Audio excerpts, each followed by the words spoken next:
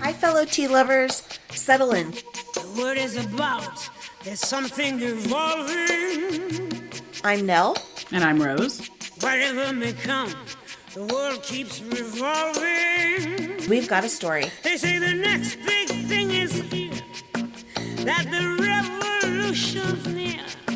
But to me it seems quite clear that it's all just a little bit of history repeating. We're bringing you the tea.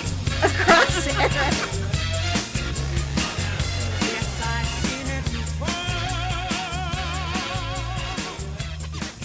Just little bits of history repeating.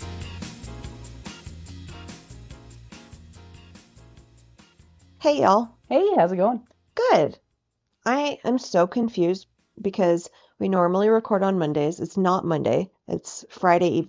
Is it Friday? It is Friday. It's Friday evening. Let's check. But I couldn't remember what day it was because I took off work today Mm-hmm. because a friend's kid's graduation party was today.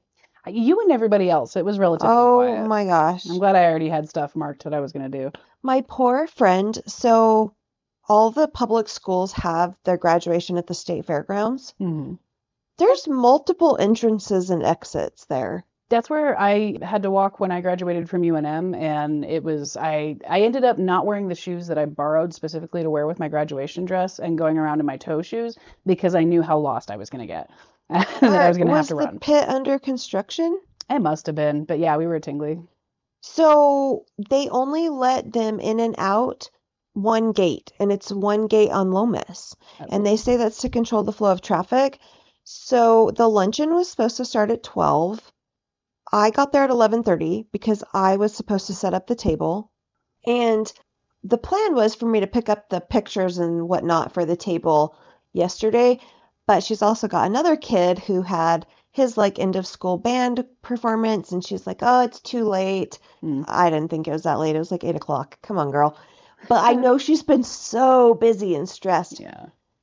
She did not get out of the parking lot until closer to 1 o'clock. Oh, no. I know. She was so stressed when she got there. Oh, poor thing. I felt so bad. Dang. But anyways, I was confused about what day of the week it was. I was like, it's definitely Saturday, right? That's my natural state. Every time there's a day off, I'm like, really? I know. And we're off on Monday. Hallelujah. Thank goodness. So by the time you hear this, maybe this will be old news because it's like, what, the end-ish of May right now? Mm-hmm. So New Mexico's been popping, not really in a great way, We never really make it into national news for good reasons. It's upsetting. right?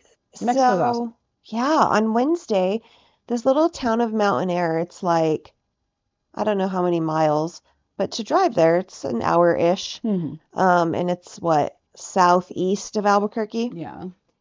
They had 3 people die and like 20, almost 20 people hospitalized, and nobody knew what it was, unknown substance. And I have ties to Mountain Air in that my church has owns a church camp out there. Mm-hmm. And I was like, oh no, I bet I can guess what it is. But the mayor was like, this wasn't like a known problem house. The reason, we went and found these people is because one of them didn't show up for work and their boss was concerned. Well, the news came out today. It was actually a combination of fentanyl, meth, and something I did not know existed, which is another type of meth.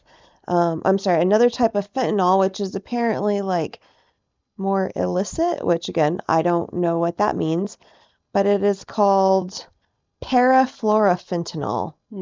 I had not heard of that either. Me neither. I just assume much like don't mix, your cleaning products. Mm-hmm.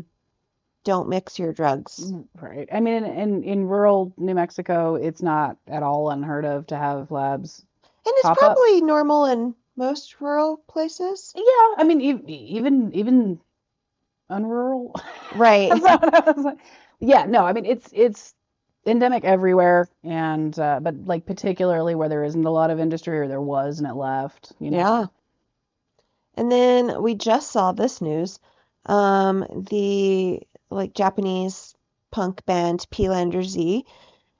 They were coming into Albuquerque. I said they were like 50 miles east and they were hit by a semi truck. And at this time, they are all still in intensive care. We wish them all the best. I remember you taking me to a P. Z concert at the Moonlight Lounge, Yep. which is not a concert venue. It was Not even kind of. They were like at the end of a bar, and I thought I was standing in the back, and went to go walk in front of the door, and just about got hit by the lead singer because he's just everywhere. He was like Weren't they doing a human flea jumping bowling at that around. time? I think so. It was a really amazing riot of a show. I think the first time I saw them was at One-Eyed Jack's in New Orleans. Yeah. My friend who lives out there, I think my sister and I were out there for, what were we out there for? I don't know, St. Patrick's, spring break, something. And Tuesday? so, yeah, Tuesday. My friend took us there. Mm. They put on a really fun, like high energy, over the top show. Yeah. So, hopefully everything will be well with them and you'll get a chance to see them in the future. All right, but I'm tired, so we're going to jump right in. Let's do it. You ready? Absolutely. All right, so I'm going to tell you about this dude, Jerry. This dude. I have to say I've been very excited about this episode because this is a really relevant topic that I think is really hard to get a handle on the details of as a general citizen if it isn't impacting you directly. It's something that I find really interesting, and I also really acknowledge my lack of knowledge about it. So this is fantastic. Because I wanted to make sure that everything I put together, because there's some topics we cover where I can do outline of all my notes. Because, like when we were talking about the Robin Hood story, like Uh-huh. Prince John and everything, I barely had notes. There's some stories you can just do that with. Right. But this one, in order to make sure I had all the details down and I conveyed them in a way I could understand, which I presume means all y'all can understand, That's the hope. it literally took me like 3 weeks.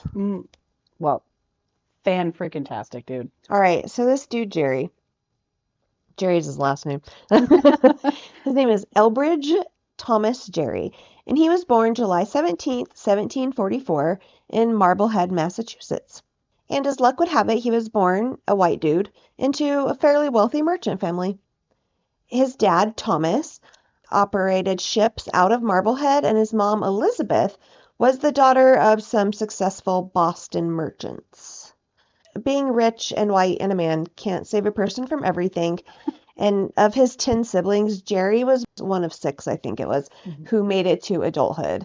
So the family did have to deal with the untimely deaths of 4 of the kids. I mean, 18th century life. Yeah. So Jerry, as was tradition at the time, if you were kind of wealthy and white and a dude, he was educated by a private tutor, and then he went to Harvard College right before he turned 14. So, Wow. Side note, even though the Harvard College I am talking about is technically the same Harvard that people know about today, Very different landscape. yes, this was before people were expected to have in America, it's like kindergarten through 12th grade education, and then you go off to college. At this time, students would typically enter a place like Harvard College around age 15 or 16, and admission was an oral exam in Latin and Greek in front of the president of the school. That's nothing to snoot at. That's very Not even kind of. But it's kind of a narrow focus. Right. Like, I don't know what good Latin and Greek are going to do you, but it's fine. Even a classical education has the trivium. Yeah. I love that look. The trivium and the quadrivium were the 2 medieval standards of education. Oh. So at that time, the curriculum at Harvard College was very rigid and prescribed, and Latin and Greek, obviously, if you have to speak in that. Yeah, if that's the prereq. Right. Also, Hebrew, logic, rhetoric, mathematics, and philosophy. 3 kinds of philosophy: natural, moral, and metaphysical. I love that. Again, not everything you would need for a modern world, but there's a lot there that we could have left behind that we could use. Rose loves that, and to me it sounds like a snooze fest. So, anywho, after getting his bachelor's and then his master's of arts, Jerry joined his dad's shipping business. His dad immigrated from England to what would eventually become the United States of America in 1730, and he was active in local politics, which It seems like that really helped shape Jerry's interest in politics. Jerry was an interesting dude, right? So he was like loudly opposed to England's, well, Great Britain's, what was it called back then? England. Okay, their parliamentary efforts to tax the colonies. And he also really liked hanging out with other Massachusetts people who were not fans of Parliament, like John Adams and Samuel Adams. And it was such a unique environment in the directly pre-revolution US that the experience of sitting around with the dudes at the pub going, man, this is how I think a country ought to be run, was actually happening in a real-time experiment with real-time consequences. It's Yeah. probably the most interesting politics there's ever been. They didn't probably know that for sure. Right. I mean, that's But with eventually looking they back did. glasses, but yeah. Yeah.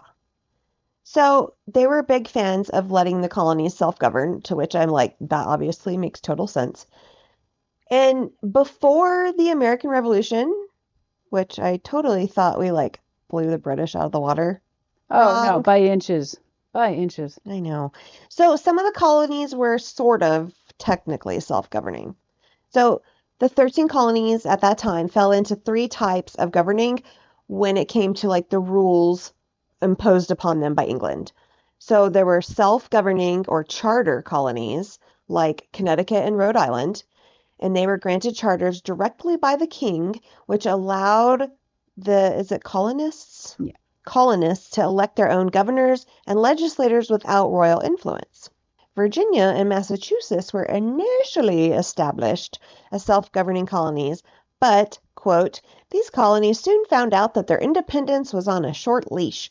If the colony was poorly administered, like in Virginia, or if the people proved troublesome, like in Massachusetts, these dominions were quickly converted into a royal colony with all the restrictions that came with it. Also can't be discounted that they're some of the most monetarily productive of the colonies. Yep. Yeah, no. The king, he got the final say. Mm-hmm. And then we had the proprietary colonies, like Pennsylvania, Delaware, and Maryland. And in these, the king granted these lands to individual proprietors who then could appoint the governors. But they still established representative assemblies to like maintain order and raise funds. Right, and ultimately everybody's answerable to the crown. But that's interesting, where like it's like today, if certain people had that type of ability to be handing off tracts of land, they could say, "Oh, well, you run this shipping business, wonderfully. Here, have an island and govern it in a way Yeah. that doesn't bother me." Like, And if you don't want to That's govern it, that's interesting. cool. You can appoint a governor. right. Yeah, it's Yeah. cool. And then we had the royal colonies, which were Virginia and Massachusetts, because they were bad, and Massachusetts, which was where Jerry was. Those Bostonians. New Hampshire, New York, New Jersey, North Carolina, South Carolina, and Georgia. Isn't it funny to think of Georgia as the 13 colonies? It doesn't come up nearly as much, At at least not. in our education. Yeah, and now it doesn't. So, and these places were administered directly by the crown, which appointed the governor, but the colonists could still elect their own representative assemblies that controlled the governor's salary. Okay, that's at least some leverage. Yeah. So, when I was doing all this research, I was thinking that the 13 colonies, which, turned into like the USA that we live in right now, that really it could have happened anywhere that the British Empire was hanging on to. Right, the sun never sets. There were a lot of options. There were a lot of options. I think that a lot of why the USA came to be what it was good timing, Mm-hmm. rich white people, and a willingness to expand and slaughter what was in your way. Those three are all true, but you also don't want to discount the fact that there were a lot of succession wars happening in Europe at the time. Yes. So the rich dudes in charge didn't have enough time to pay attention in an effective way. Right. There was a ton of stuff happening. Yeah, yeah. And by Jerry's time, directly before the American Revolution, a lot of people living in the colonies had zero loyalty or even interest in the British Empire. Plenty of them had been born in America, as Right. I'm just going to call it. Plenty of them, had never been to England or even outside the 13 colonies. Yeah. So I feel like you can see why it would be really irritating to have some random dude who's like, I was totally appointed by God and I get to make up the rules and you have to pay me for it. Ha! I mean, that's the monarchical condition. And I feel like that, my explanation of it, really sums up why Americans are the way we are. So, like many people who, in the beginning, find themselves being drawn to politics, and I'm probably being naive, but whatever. This is how Gerry started, and I think he started with fairly good intentions. He wanted to help Bish. Help many people, including himself, is usually how that goes. We'll get into that. He was a conundrum, but who isn't? You know what I'm Yeah. saying?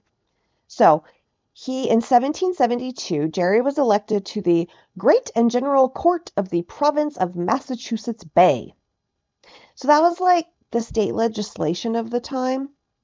Okay. Yeah. So I looked up the New Mexico state legislation, and this is, I didn't hardly recognize a single name. Yeah, no, our state legislators, they're relatively easily electable positions. I mean, that's a gloss over. It's Yeah. that really falls under local politics. It's something that doesn't have as much money behind it, so it's not as much as in our consciousness, but they do make Local decisions that politics affect are us. what directly affect your life. Right. So That's you should the ones we have pay to be paying way the more most attention to it. to. But yeah, that's a problem for another episode. Hmm. So then Gerry went on to help set up Marblehead's Committee of Correspondence, which that's so cute sounding. Yeah. But these were important. These committees were like a collective of American political organizations that coordinated opposition to the British Parliament. And they tried to establish via letter writing, and because you weren't texting, obviously, Right. an underground network of patriot leaders in the 13 colonies. And Samuel Adams is credited for like originating the idea for these groups. Wow. So he's doing that, and then there was some like semi-unrelated mob action that caused him to resign from the committee. Yeah, it's just a touch of that. So him and a couple other rich people in Marblehead set up this hospital to give people smallpox vaccines. That seems so nice, right? Wrong! Also, side note, a smallpox inoculation at that point does not involve a needle. You make a small cut, and then you take the pus from somebody else's smallpox and you rub it in. 18th century vaccinations, people, you should really be grateful for the needles these days. It's so gross. I know. So because of that specific description right there, and, even though that did work sometimes, it did. It had enough efficacy that a lot of people were trying it. People, didn't really understand the science of disease transmission then or now. Let's be real. COVID hantavirus. So the local population protested this, and these protests led to some violence that actually wrecked the hospitals and threatened all the properties of the people who established it. So he was like, oh, I'm going to go and not do this anymore. There's an episode of The Great where she's trying to get everybody, I think it's called inviolated. Yep. At that stage, and there's a riot. Yep. Yeah, people aren't having it. Witchcraft. I mean, I don't want someone's pussy body fluids stuck in my cut. To somebody that doesn't even really believe in germ theory, it sounds wildly unreasonable. Speaking of germ theory, anyways, yes, let's keep going. So then we come to 1774, the Boston Port Act of 1774, which was one of 5 acts from the British Parliament to punish Boston for their cute little tea party. Mm-hmm.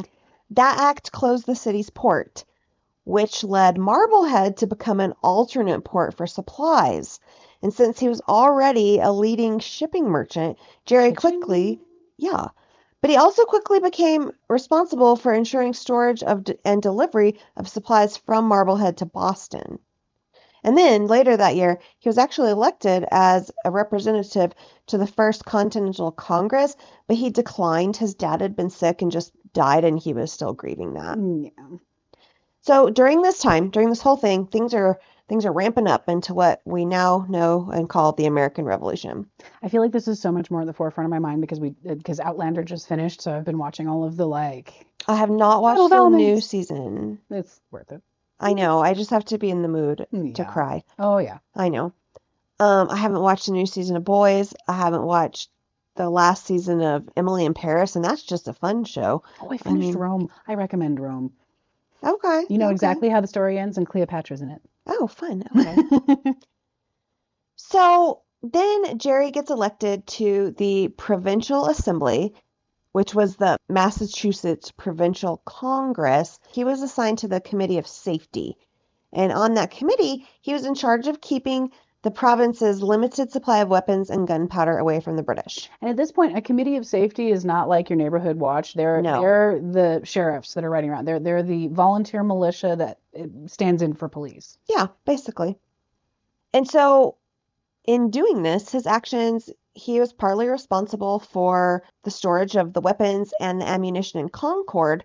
And then these storages were actually the target of the British expedition that sparked the start of the American Revolutionary War with the battles of Lexington and Concord in April of 1775. Wow. Intimately involved for how little you hear the name. You're going to be shocked.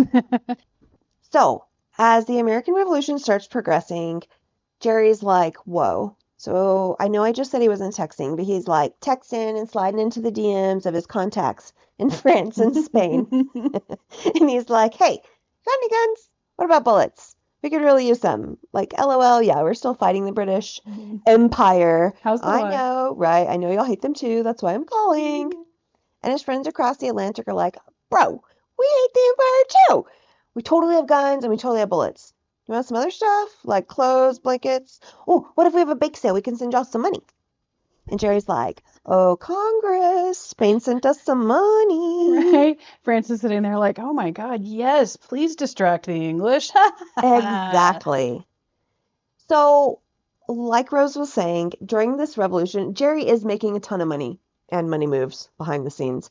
He is sending his ships up and down the American coast and funding his ships and other private ships to go after British merchant vessels and help protect American shipping routes. That's basically like government-approved pirates. Yes, privateers. Yeah, privateers. Now, unlike some merchants at the time, I will say that I did not find any proof that Jerry had like a reputation for shamelessly profiting off the war. Yeah, he got rich, but he was like doing his thing. Right. He happened to already be established in the alternate harbor. I can see that. Right, because he was actually arguing against like inflating prices and supporting price controls. He wasn't out trying to price gouge during this time. But, even if he wasn't trying to exploit it, it did make him a lot wealthier because of shipping and trading activities, which he was born into them. No? And that said, wartime money is messy. Yeah. So a lot of the people, including Jerry, their wealth was tied up in paper currency. And paper currency could become worthless, like overnight. Oh, that only has value if everybody agrees on it. Right. You remember that picture of like, I don't even know if it's real. I don't trust anything to be real anymore. The lady with like the wheelbarrow full of cash and she's like going to buy bread. Yep. No, those are real pictures. Yeah. Okay. So it's in between World War I and World War II, the inflation that Yes. happened in the Weimar Republic and in Germany. You would cost like 1 million Deutschmarks to buy a loaf of bread. As a kid, I remember seeing a picture of like a lady in a country in Africa, and she's carrying like a basket full of money, and it's piled high with money. But all I remember really from the caption was like, couldn't even buy a piece of bread with it. Yeah, we're going to get a lot more intimately familiar with those images of all of the Bitcoin clones take off, but that's a different episode. Right? So if there's nobody trusting the money or nobody backing it up, like I'm not going to take a 20 from Rose if I know that I can't go spend that 20 in the store. Right. Or if you have two people standing in front of you trying to buy something and one of them has a $20 bill and one of them has $20 worth of gold. I'm taking the gold, fam. Yeah. Right. So paper money can be a problem, and some of his gains got wiped out when the value crashed. Yeah. He was still fine. And so politically, Jerry starts getting this reputation as like an intensive revolutionary thinker. Like people see him as like this huge supporter of independence and someone who believed the military should be under civilian control and a guy who really, really does not trust concentrated political power. He's like not a fan of political parties. He don't like it. And he worried about a Republican government. And I do not mean the Republican Party. A government which represents a republic. Yes. Yes. So I looked that up, and a Republican government is a system where power belongs to the people and is exercised directly through themselves or through their elected representatives. Mhm. And here's one thing that gets me about Gerry. He doesn't trust the people enough to pick good elected representatives. I think there's a lot of things based in that fear in people. Yeah, there is. So he was also afraid that governments, even if they're democratic ones, would slowly drift towards an aristocracy or a monarchy if no one kept them in check, like it's happening literally right this minute as we speak. I didn't write that down. But that fear basically shaped his entire political career. Okay. No. Whew. So by 1776, he had become pretty influential in Congress. There's the Continental Congress, and Gerry's like going. And during these debates, he's trying to convince the hesitant delegates to support the Declaration of Independence.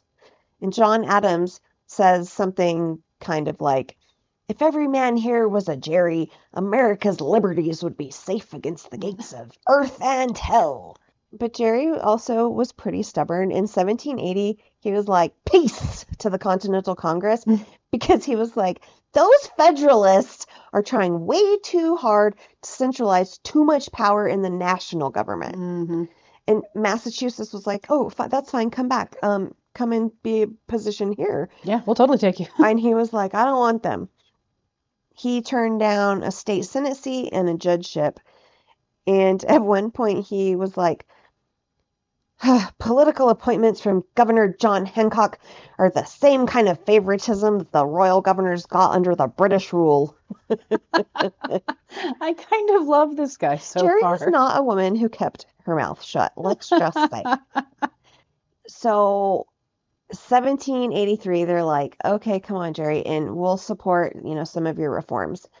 So he comes back to Congress, and then a couple years later, 1786, he marries Anne Thompson, also from a wealthy merchant family, and 20 years younger than him, which I say age gap relationships are a problem, but nobody ever asks me. I don't know. I think it really depends more on the power dynamic than the number. Right. Also, wealthy, money moves. It's Da, da, da, da, fairly da. normal in your Yeah. circle, so yeah. No, I think the power dynamic matters more. And James Monroe is his best man. Oh.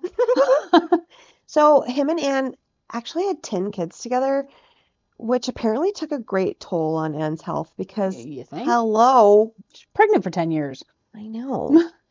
So by the end of the war, Gerry had become wealthy enough that he stepped away from like the day-to-day running of the shipping merchant business, and he starts investing in land. And so in 1787, he buys this huge estate in Cambridge called Elmwood, which had belonged to the last royal lieutenant governor of Massachusetts before the Revolution. Swanky. Yeah, and that property stayed in his family, at least for all of his life. And then he starts buying more land around Massachusetts and buys shares in the Ohio Company, which dealt with lands in the West. And later in his life, side note, political opponents did use that against him. They were like, he's a land baron with Western interests. He's just trying to be one of those dastardly landowners. Most of his career says no. Right? It does. Gerry says no, too. Gerry's like, no, I'm like a person looking out for Republican values, and I'm suspicious of concentrated power. Also, in 1787, the Constitutional Convention is happening in Philadelphia, and Gerry's right in the middle of it, and honestly, this is probably like what shaped his whole political career as a whole. So he was really obsessed with a balance of power. No one group can have too much power. He wants a very clear split between state governments and federal governments. And he also thought that states should have a huge role in choosing federal officials. I agree with all of that. Part of this is where I'm all, Gerry, my dude. So part of this comes from this thing called the Shays Rebellion that happened in Massachusetts right before the convention. It was basically an uprising that freaked out the wealthy politicians because these angry, struggling farmers and hungry people, they were like, we can have power. Isn't it interesting that, like, no matter what system of government is being either preserved or invented, every one of them goes, "Oh wait, the people? Yeah, They like the food? What?" right. So here's how I summed it up. Jerry's like, oh, so democracy's good, but maybe not too much democracy. So saith the rich fuck. So Jerry, he does want to protect liberty. He wants to prevent tyranny. Just not in his neighborhood. Right. He's also like, but ordinary people can be easily manipulated and whipped up into chaos and Translation, but the poors are dumb. and because of that, he doesn't like direct elections. He's like, the poors, ugh. There's been a lot of voting laws that were tied to land ownership or like basic net worth. Yeah. He thought that it should be like indirect systems where there's like layers of government officials. So like you can choose maybe like some of your elected officials in where you are, but then like they get together and choose the other ones. Yeah, it's called indirect systems where layers of government officials act as buffers between the public and actual power. So he really pushed for that with the Senate and the presidency. He thought each state should have the same number of senators no matter what. And that did end up becoming part of the Connecticut Compromise. He also thought senators should vote as individuals instead of casting one group vote for their state. So, and here's another complicated Gerry problem. One area where Gerry at least was ahead of the other founders was slavery. He was very against the 3/5 compromise. Southern states were like, well, we own all these slaves and we say they're property, but if we're basing our political power on numbers of humans, then they're also humans. But we can't say they're a whole entire human because then they would be like, why do you get to own a human as your property? So what if each enslaved person counts as 3/5? Yeah. Which 3/5, I'm sure there's a reason they came up with that fraction. It's wild. Why not just half? Anyways, Oh, that's obscene. I know. And the Northerners were like, absolutely not. And Gerry even flat out was like, you treat them as property, but now you want them as representation. Do we get to count our livestock as representation? But then he goes, the Constitution should have nothing to do with slavery because we don't need to legitimize that, which All he's right. correct on that side. Point to Gerry. So it's complicated. Like Yeah. all humans are Our complicated, right? heroes are humans and possibly not even heroes. Right. Like some of his things were like probably genuinely principled and ethical, but it's also kind of elitist. He thought that the public could become dangerous if they had too much direct power. The public can become dangerous if they don't have enough to sustain them. The public should be dangerous, period. They forget that we outnumber them. So at the same time, Gerry's also like super nervous about a centralized government becoming tyrannical. He's like, I hate this constitution because it does not specifically list individual rights then, but now we have a Bill of Rights. And he thought that like it could become too powerful when it came to raising armies and collecting money.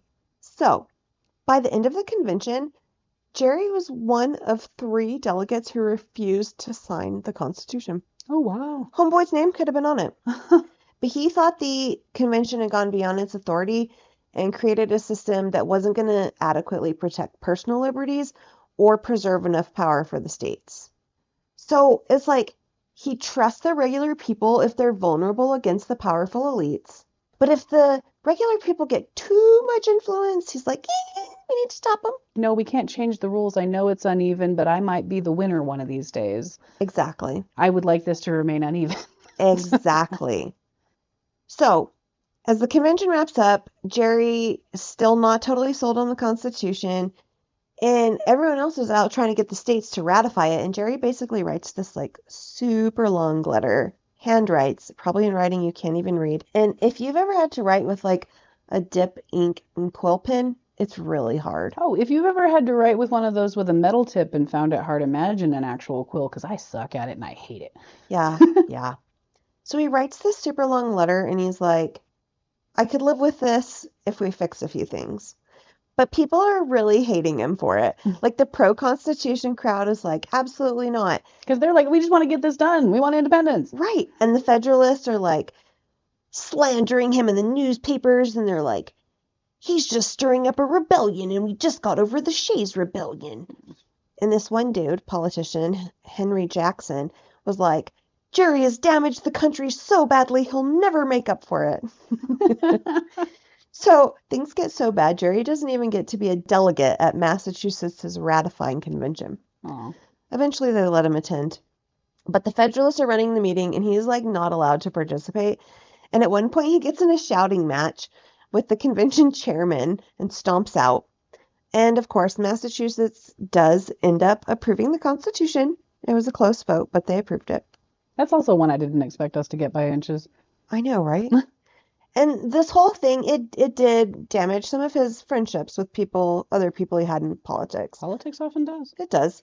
Some of the people he had worked alongside with him for ages kind of turned against him.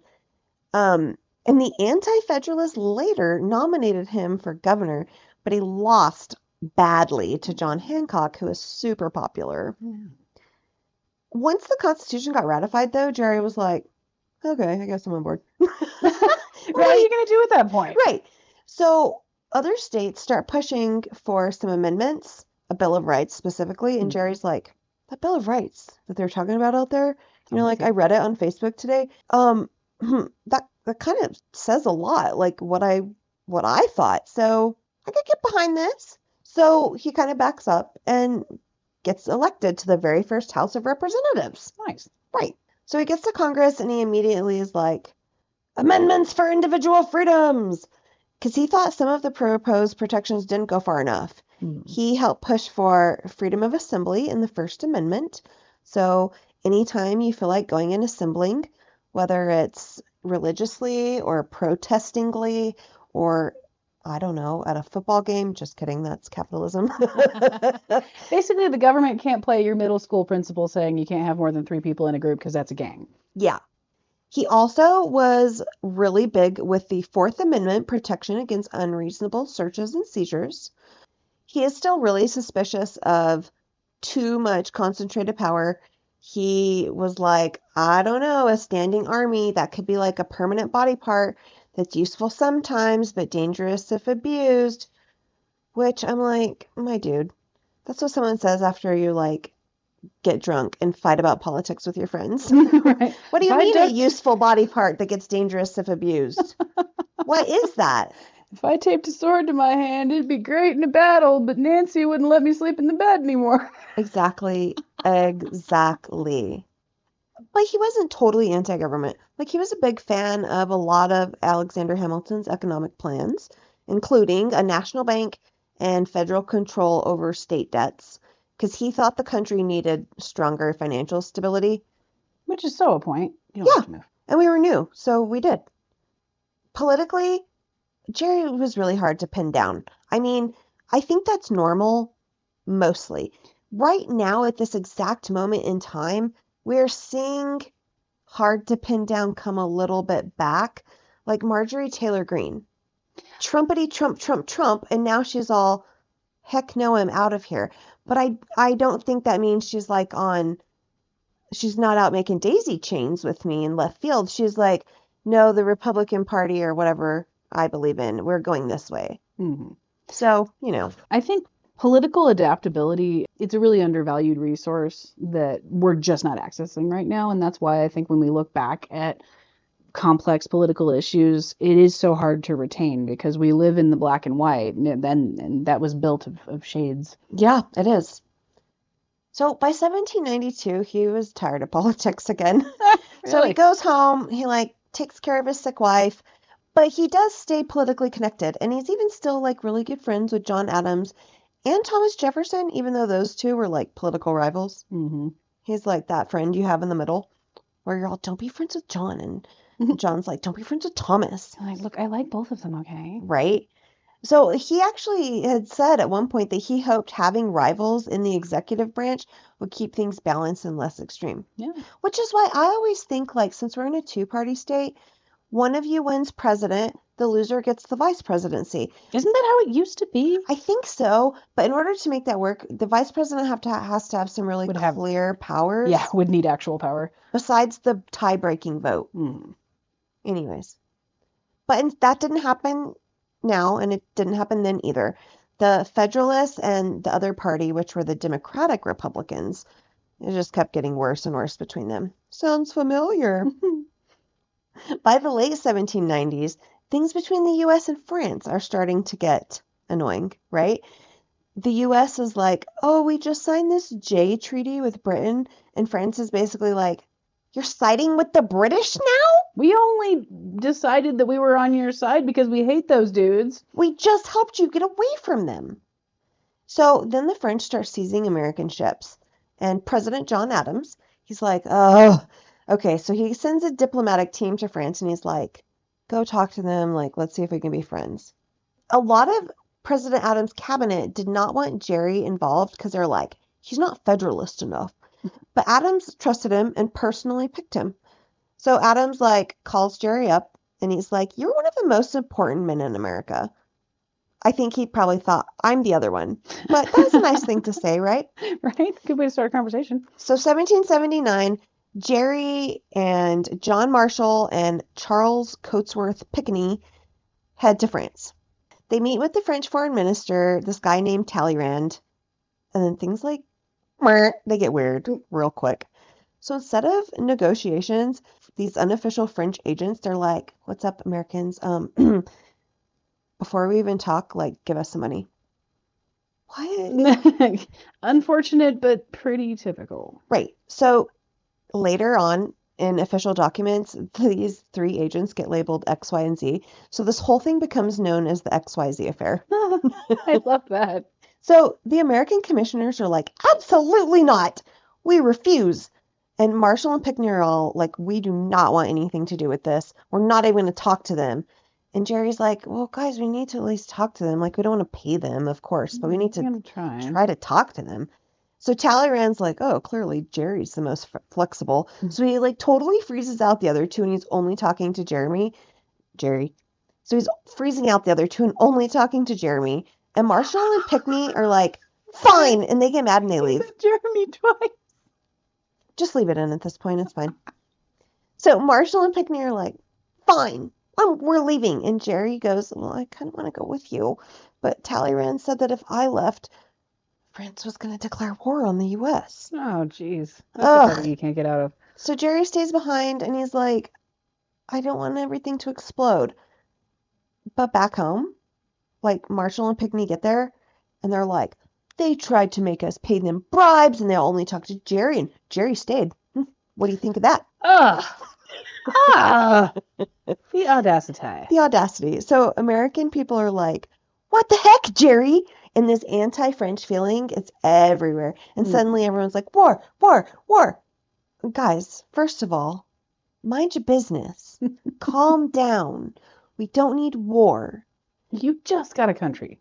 Right. So the U.S. and France end up having this like undeclared naval conflict called the quasi-war. Something like an excursion? I know, right? No, it's a different thing. A fighting excursion. So the Federalists, they're like, we knew it. We knew Gerry sucked all along. We're over him.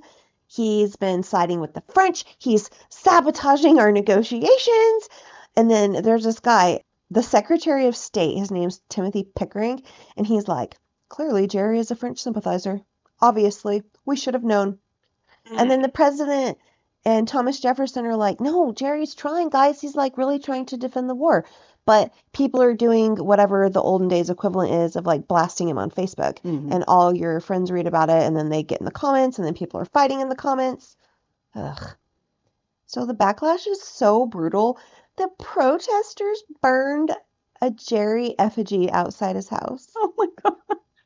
What if your neighbors were like, I hate how you park your car. I made an effigy of you and I'm setting it on fire. Remember the chivalry songs? Like, just everybody hates neighbor number 3 enough. The rest of the neighborhood can get together and just march outside of his house like, Gerry sucks. We really hate him. Gerry sucks. That would be so embarrassing. You'd have to be a really bad neighbor. So later, Jerry's letters with the French dude Talleyrand get published, and people are like, oh, he wasn't trying to betray the country. My How hard bad. is it to clear your own name when you have to like have a big enough name to get your letters published in a newspaper? Otherwise, everybody just gonna continue believing what they heard about you. I know, but the political damage from the attacks is pretty much done. However, these Federalist attacks did kind of push him more towards the party I mentioned earlier, which was the Democratic Republicans. And so, brief overview of them. Founded by Thomas Jefferson and James Madison, they opposed the Federalist Party, as happens. They championed states' rights, a strict interpretation of the Constitution, and agrarian, which means agricultural or rural interests. And the core elements were like Thomas Jefferson, James Madison, later on James Monroe, Andrew Jackson joined. They feared centralized power. They wanted decentralized, rural, agricultural-based economies. And the party dominated national politics following Jefferson's election in 1800 and eventually caused the collapse of the Federalists. Crazy, huh? Yeah. I just kept thinking about that episode of King of the Hill when they go to the pastor and they're like, well, what exactly is Methodism? Oh, it's a direct refutation of Calvinism. What's Calvinism? I have a video. So by the 1820s, though, the Democratic Republican Party was the only functioning political party in the U.S., which of course led to internal divisions. Of course. In the election of 1824 is split into two groups. The National Republicans, which were John Quincy Adams and Henry Clay, which eventually became the Whig Party, and the Definitely Name It After Yourself Party, the Jacksonian Democrats, led by Andrew Jackson, which evolved into the modern Democratic Party. Okay. However, the modern Democratic Party today looks nothing like the modern Democratic Party 80 years ago. Oh, no. Not even kind of. Oh, no. There are such evolutions of thought within the party, and they keep the name like, you I can't know. compare the two. I know. I'm the daisy chain party. So, moving back again. In 1800, Jerry joins Jefferson's party. Jerry joins Jefferson's party. Jerry joins Jefferson's journey. Ooh, I like that one. And he's like, I'm going to run for governor of Massachusetts. But Massachusetts, despite all of his hard work, was still really Federalist, and he keeps losing to this guy named Caleb Strong, who's super popular and a moderate Federalist. So several failed runs, and then he gets into a bit of a financial mess because he's like covering his brother's debts. He steps away from politics for a while, and then in 1810 he comes back with a vengeance and beats this guy named Christopher Gore and becomes the governor. The campaigns were vicious. Like, mean mudslinging campaigns are nothing new. Thank you. That is one of my biggest pet peeves when people are like, oh, politics just, you can't believe the way people talk to each other anymore. I'm like, no, they just do it face to face now. It used to be like printing in the paper that Jefferson was a hermaphrodite. I didn't read the article, but I saw a headline yesterday maybe when I was looking up what had happened out in Mountain Air, and it said like Trump's attorney served some person here in the state like a cease and desist for their ads. Yes, that is actually extra hilarious, and I don't remember the guy's name, so we'll just not say allegedly and just not mention his name, but he's a Republican candidate for governor out here. Wait, is it the guy from Arizona who's trying to cancel our free childcare for all? I feel like that's the guy. I don't like him. Don't vote for him. But regardless of who it is, this Republican candidate in all of their press materials has Trump dressed up as like a Uncle Sam type, and is like, I want you to vote this guy, and has no endorsement from him. So honestly, they deserve each other. So whoever it is, there is a dude out here running, I think, on the Republican Party for governor, and he took our governor to court and stopped her mandated free childcare. Yeah, that was why there was that hiccup in the implementation. But why would anyone vote for you on that? And the worst thing is, I know there's people whose names I will not say who need that, but would vote against it. No, exactly. Exactly. I can specifically picture them in my mind. It's always like this argument of like, well, they should have kept their legs closed, except for we didn't authorize any sex education for them in school, and we don't have any way to help them And y'all afterward, and you don't should keep want your people legs to closed. keep their legs closed. But you Y'all should be begging having us kids. to have kids. No, I know. If I get one more lecture about how I'm never going to live until I have learned the love of a child. Rose, I'm not trying to insult you, but you're a little bit too old. Thank you. I thought I was done having that conversation. That's not an insult. To be honest, by the time you're in your early 30s, you're like called a geriatric pregnancy. I know, which I think they're evolving away from that terminology, thank God. Yeah, that's crazy. But some people are perfectly capable of having kids at an older age, and a lot of people are right now. Oh, yeah. Yeah, not knocking it, not going to do it. If it's not what you want, don't do it. I mean, don't bring a whole entire human being into the world, because even if you really want it and you're all planned and prepped and ready to go, somehow you're going to mess them up. That's just how it is. Doing it for anybody else's reasons feels like building a human out of shame. Yeah. Anyway. Yeah. Okay, sorry, I lost my place. I'm sorry. No, it wasn't you. Oh, so that just reminded me, that guy, he's not like technically from Arizona, but he's got enough, I don't know, houses, land, ties in Arizona that it reminds me of this person I really don't like. And I'm just going to say his name because it's not illegal to not like someone named Tommy Tuberville. And Tommy Tuberville was a really great football coach at Auburn. I remember. Unfortunately, Tommy Tuberville is running and won the Republican vote for governor of Alabama, but he mostly lives in Florida. And every single time someone has tried to bring that up in the state of Alabama in the proper legal capacity, the 100% Trump Republican powers that be there have just dismissed it. We're going to talk about Alabama before the end of this because I'm proud of them right now. Okay, back to my campaigns were vicious. The mud was a slingin'. Do you think they ever actually threw mud at each other? Is that why it was called that? I feel like it's got to come from something. I love that. I hope I can find that. And no, I don't want the AI version video of it. Ugh. So the Democratic Republicans were painting Gore, the guy who lost, as this like aristocratic British loving Tory who secretly wants the monarchy back. Of all of the slightly unfortunate things that you've told me about him so far, and many of the fortunate ones, that doesn't feel correct. No, this was the guy who lost. The other guy. Sorry, retracted. Yeah. The Federalists were painting Gerry as being pro-France and dangerously partisan.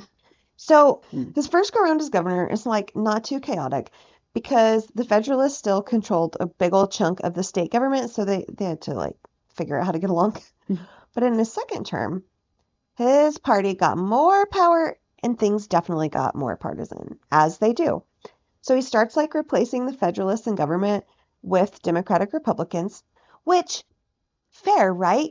If Yolanda has gone around saying that I hate dogs and I'm suddenly in charge of Yolanda's job, I'm going to give it to you. Why would I let Yolanda stay there? She's mean to me. You know what I'm saying? Right. They were like, emotionally, he loves French and hates America. Right. You shouldn't do that, though. That's why I'm not going to be in charge of people. Ever again. Me either. No. Mm-mm. So, of course, that conveniently lets them appoint more judges from their party and pass more things that they want. And the Federalists are really mad and they're like, you're making the government into your own political machine. And then came the thing that made Gerry famous. All of that stuff I just told you about. The good, the bad, the weird, the unfortunate. Isn't even the actual story. He probably hated this. He should have hated this. This is what he's known for. In 1812, Massachusetts decides we need to redraw our voting districts. And Gerry's party creates these like bizarre district maps so that the Democratic Republicans can win more elections. And one district looks so weird. This like political cartoonist is like, that's so weird. It looks like a salamander. And then he combines Gerry's last name with salamander and the word gerrymander is born. Oh. And rumor has it, Gerry didn't even like the map but he signed off on it because that's what you do. It's because he was the guy in charge when it happened. He gets named it. So, between gerrymandering, accusations that he's targeting this like Federalist newspaper because they keep talking smack about him, it's like reporting your friend's Facebook page all the time when you don't like what they're saying, and the growing tensions that lead into the War of 1812, Gerry lost the re-election. Yeah. But almost immediately, President James Madison was like, yo, do you want to be my vice president? Nice. However, back then, the vice presidency, it was kind of like a waiting room with no real power. I feel like that's kind of like what Biden did to Kamala. Yeah. No, you wouldn't have been able to tell she existed for the 4 years. Which was super weird because under Obama, Biden was like did a lot. doing stuff. He was at least visible. Yeah, I mean, I don't pay enough attention to know because I value my sanity. It's a fair point. And like our current vice president, he's just like, I'll wear a black eyeliner and start rumors about me and Erica Kirk. They basically just sent him Also- out places for protesters to make fun of at this point. I know, they're like, go on vacation so people can protest you and maybe say something like, I hope my wife converts to Christianity. Right. Just be generally mildly upsetting enough to make everybody look that way. And something about a couch. I don't know. Upholstery beware. So even as vice president, Gerry did stay intensely partisan, which he hadn't been, but, you know, the Federalists came after him, man. Right. I'm not excusing it. So during the War of 1812, he did worry that the Federalists in New England might cooperate with the British, which sounds super paranoid, but it really wasn't outside the realm of possibility. And then in 1814, while visiting the Treasury Department, Gerry had a heart attack and died. Wow. He became only the second vice president in history to die in office. Huh. Yeah. So in summary, Gerry was an American founding father, merchant, politician, diplomat, member of the Second Continental Congress, to sign the Declaration of Independence and the Articles of Confession from 1813 until his death in 1814, which wasn't totally long, but he was the fifth vice president of the USA. And what do we remember him for? Gerrymandering. You know, you want to say immediately that, like, oh, he would have been appalled, but then it's just like, when you hear the entire story, it's like, would he have been? Right. Thank you. So at first, little just history on the word gerrymandering. Federalist newspapers used gerrymander as an insult against Gerry and the Democratic Republican Party. But it quickly became the word used for any type of manipulated district map anywhere in the country. And so what that does is it allows people to redraw voting districts in a way that would help your own party win more elections. Right. Like if everybody's voting by block, but you know that you're going to win if one extra house on the block where your buddy lives is included in a different block's voting count, and you have the ability to redraw the map so that that dude's house is included. Yep. That's gerrymandering. And it's more than I can explain verbally, so look it up if you're interested. There's different types. There's cracking, packing, and hijacking, but typically they all get mixed together. So briefly, cracking is taking a group of voters who mostly support the other party and splitting them across a bunch of different districts. Packing, the opposite. Right. Redrawing it so that the district includes the same party. Hijacking, redrawing maps so that two incumbents end up stuck in the same district and have to fight each other for one seat. Ooh. Kidnapping, when they redraw it so that a politician doesn't even live in his own district. So the reason I've thought about this is because it's happening right now, y'all. It's happening a lot. All over the place. Briefly, we've got North Carolina, main character of modern gerrymandering. The Republicans redrew the maps in 2023 that were expected to give the GOP extra seats in the House. The courts kept flipping back and forth on who would control the state Supreme Court. And at one point, the same court basically reversed its own ruling on gerrymandering because they had flipped the parties so much. Wisconsin, they've been doing it. Louisiana. I think Texas is pretty famous. Texas, Florida, Tennessee recently made it in the news. They tried to redistrict Nashville. They also tried, or did, I think, successfully redistrict Memphis, which is a city with a very large percentage of Black people as their population. So they like drew lines through that to fix it around. Mhm. Our own great state of New Mexico got challenged by the Republicans. The Democrats were like, nah, we're good. Mhm. Utah, Louisiana, and Alabama, a lot of that has been racially motivated. So I'm just going to mention Alabama. I'm from Alabama. I left Alabama. One of the main reasons I left Alabama was I just couldn't handle it anymore. A lot of things had happened and I wanted to change. My parents were getting divorced. Like everything was wild. But also, the racism was killing me, man. Like, Well, we're so lucky in New I Mexico. know. The places I've lived are New Mexico, Hawaii, and Alabama. New Mexico, lots of, like what do they call us? A minority majority state or whatever. Hawaii is definitely the same. In fact, I did see racism in Hawaii, but it was geared towards white people. But quite frankly, even in middle school, I was like, well, I just got out of Hawaii monarchy class and it's kind of deserved. I see your point. Right.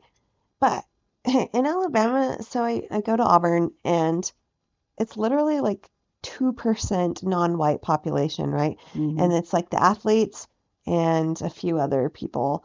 And one time someone was like, Auburn's super diverse. And I was all, girl. In what way? So very recently, thousands of people in Alabama, Selma, known for civil rights cradle, and Montgomery, where the bus boycott started, they went out and protested in the streets the new congressional maps and court decisions that were basically designed to weaken the voting power of Black people in the South. Yeah. The protests were called All Roads Lead to the South. They intentionally connected modern voting right fights to the civil rights movement. People marched across the Edmund Pettus Bridge in Selma, the bridge in Selma, and then rallied outside the Capitol in Montgomery. And a lot of the protesters were mad that other southern states, Alabama, Louisiana, Tennessee, Georgia, Florida, are redrawing the districts in ways that are not even trying to hide the fact that they're diluting Black representation. Right, because they're watching all of the representation that their families fought for. Like, a lot of times people are still alive that have been fighting these fights. Yeah. The civil rights movement is not some ancient, archaic moment. It's what everyone's grandparents had to deal with. Yeah.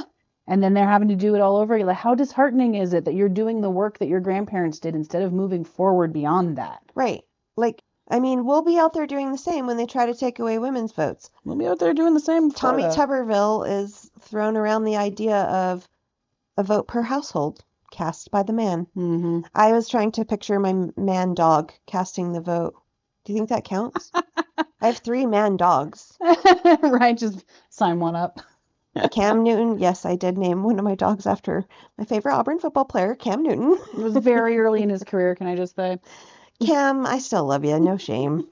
So I was really proud of them because Alabama has a huge civil rights history tied to voting. And so I was proud of them because you don't hear that a lot right now. A friend of mine is in Alabama. He's got a lot of kids and the 2 oldest are graduating. So we went out there to celebrate them. He moved from Alabama to New Mexico not too long after my family did. And like him and my sister have been friends since 5th grade. And he sent me a picture of the sign, which I have on a t-shirt. I bought it at the only like liberal store in Auburn, but I've never seen the sign for myself.